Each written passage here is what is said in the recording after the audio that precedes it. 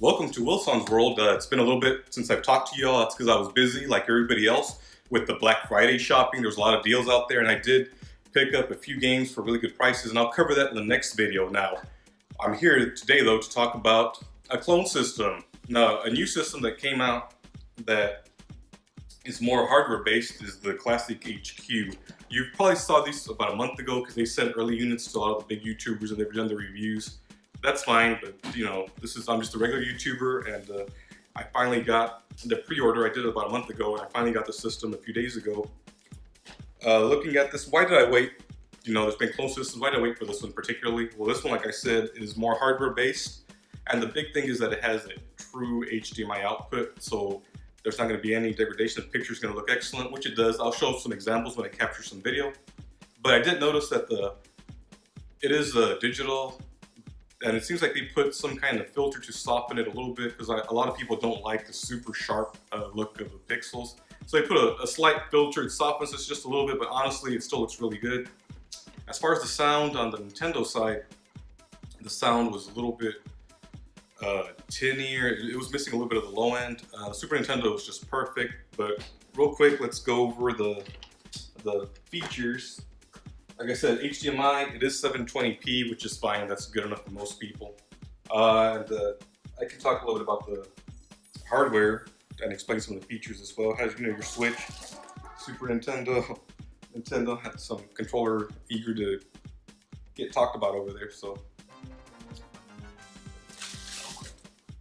let's talk a little bit about the hardware. 2 slots, Nintendo, Super Nintendo.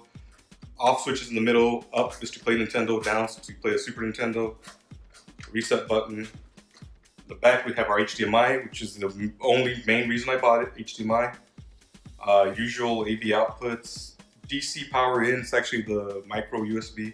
And it here has an aspect ratio switch, so you can go between 16:9 and 4:3. I don't know why you'd ever want it on 16:9, because 4:3 is how they're made to be played. 16:9 is going to stretch it out, that's not for me, it's going to always stay on here. And on the bottom we have the NTSC PAL switch, you can play overseas games. The front, of course, the controller ports for the NES, 2 for this NES. Now this doesn't come with it, this is like I said, a NES, SNES 8-bit Duke, because I'm going to pretty much play this with my PlayStation 4 controller, but it did come with 2 controllers. Actually, I like the shape of this one, the dog bone controller for the NES, and these are standard controllers, so they'll play on any regular hardware. And for your SNES games, of course, it came with the Super Nintendo controller. It's pretty much the same thing, standard controller, and these buttons are convex, all of them, instead of half of them convex and concave like the old school, they're all convex, so pretty good. They feel pretty good, but I'm never going to use them. Now, as far as the actual console, a lot of clone systems have a bad habit of biting into your games, which you really don't want to do, especially with the rare games. The pins are usually too tight. And this one, it has a good feel, nice, good bite, but it's not overly hard to take them out, which is good. So that means my games aren't being damaged, which is great.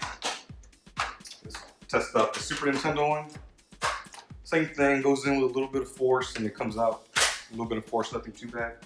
And as a bonus, it doesn't have the physical hardware lockout, so you can actually, if you have any Super Famicom games, line them up pretty easily, go in, so you're in the game with the Super Famicom games. So this system I liked a lot more than I thought. I'm going to go ahead and capture a little bit of video and talk a little bit more and do final thoughts on the Classiq HQ Old Skool. I really like the look, it's very reminiscent of the Super Nintendo, purple was its color. And I like the rounded edges, it looks really good. It also comes in black and red, but this looks really nice, I really like it. Okay, so we have the Old Skool Classiq HQ2, and let's test it out with Pop and Twin B. So the main reason I bought this unit was for the NES, because the NES games, even with the FrameMeister, the composite just does not look good, even upscaled. And for the NES I would have to get a mod or something, which would probably cost just as much or if not more than this HQ Classiq console. So that's why I decided to just buy this console. It was the cheapest option to get the high quality NES video. And as a bonus, I can also use it for the Super Nintendo. Now my Super Nintendo does look really good, upscaled on the FrameMeister with S video, so I'm really happy with that. but this just gives me options. If I want to play with scan lines, I'll just play on my SNES with the FrameMeister and add scan lines. It's going to look just as good.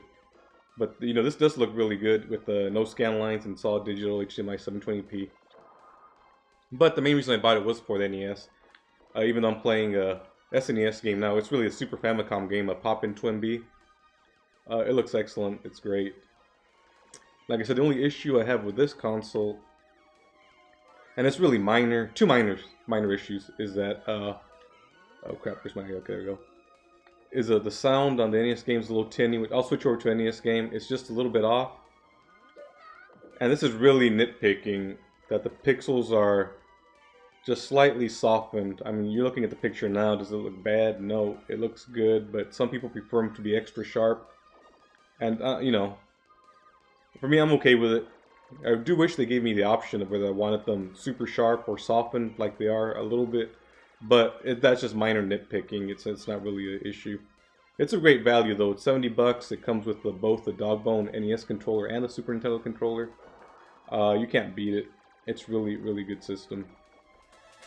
Okay, so let's try a NES game. The kids, you know, for the NES. Like I said, let's choose one player. Picture looks really sharp. You just can't beat it. This was the main reason I bought this system, was to have a high quality NES game. Okay, what's going on with the brother? He looks a little bit green there, but interesting color palette. But the NES, it looked like crap pretty much, playing even through the FrameMeister. The reason is because the source signal was composite, and it's pretty crappy on the original Nintendo. It has poor shielding. Ways around it would be one, mod the system to output either S-Video or HDMI, but the mods, it's not easy, and if you get somebody else to do it, it's going to be expensive. Or, you know, I could just buy this old school system, which I did, and it solved the issue. I mean, look at the picture, looks excellent. And as a bonus, I also have the option to play Super Nintendo games and Super Famicom games. So it's a really good buy. 720p output, it's excellent.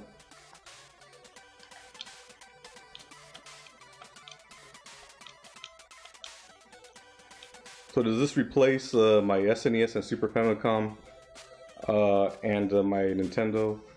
Honestly, the Super Famicom and Nintendo, or Super Famicom and Super Nintendo, look really good on the FrameMeister with S-Video.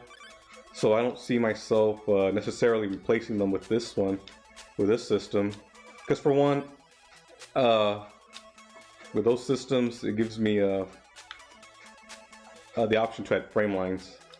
Or scan lines, should I say. So it's going to be a preference. It's just more options, you know, the more options the better.